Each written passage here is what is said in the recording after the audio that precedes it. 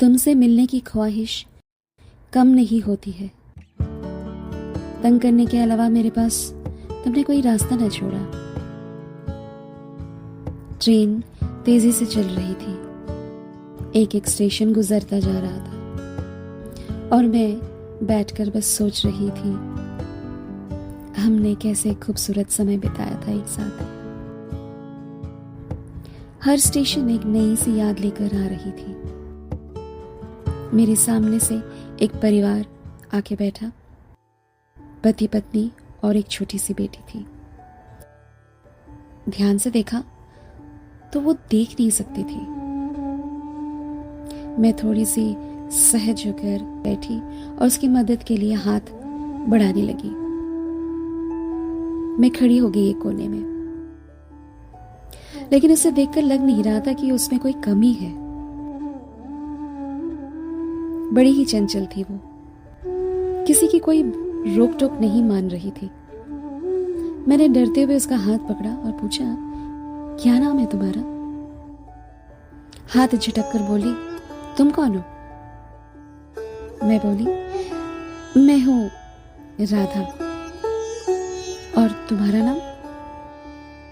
वो बोली, मेरा नाम सुहानी है और मैं 4th क्लास में पढ़ती हूँ। माँ कहती है कि मैं बहुत खूबसूरत हूं। तुम बताओ, तुम ब्यूटीफुल हो? मैं हंसकर बोली, हाँ, हम सब खूबसूरत होते हैं, लेकिन अपना अपना नजरिया होता है। वो उछली और माँ के पास पहुंची और पूछने लगी कि ये नजरिया क्या होता है। माँ बस उसे समझाने लगी और मैंने उसे अपनी ओर खींचा और बोला, मैं बताती हूँ। हमारी अच्छी सी दोस्ती की शुरुआत होने लगी थी। वो अपने स्कूल के बारे में कई बातें बताने लगी। पूछने लगी कि तुम क्या करती हो? मैंने कहा कि एमए की पढ़ाई पूरी कर रही हूं। तो वो बोली, अपना क्लास बताओ। मैं उसे कैसे समझाऊं कि मैं क्या करती हूँ। बातों बातों में पता चला वो सब गोरखपुर यूपी के रहने वाले हैं और कलकत्ता जा रहे थे अपनी बुआ की शादी। लगा कि सफर अच्छा सा कट जाएगा क्योंकि सुहानी काफी चंचल थी। सब उससे बात करने की कोशिश कर रहे थे। पता नहीं चल रहा था कि कहीं सब औपचारिकतावश उससे बातें करने की कोशिश तो नहीं कर रहे थे। ट्रेन में खाना आया और सब अपना अपना ट्रे लेकर खाने लगे। बहुत अच्छा समय बीत रहा था सुहानी के साथ, सभी का। बस उसमें एक ही कमी थी कि वो देख नहीं सकते थे, पर उसे देखने से ऐसा कुछ भी नहीं लगता था।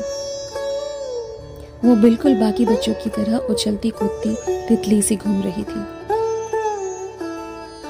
एक लाल रंग का फ्रॉक पहन रखा था और बालों को काट रखा था। उस पे सफेद बो क्लिप्स लगा रखे थे।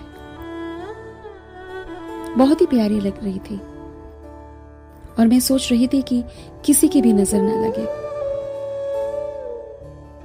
जिंदगी की विडंबना ही कैसी है कि उसको किसी की नजर ना लगे जिसे नजरों के बारे में कुछ पता ही नहीं है।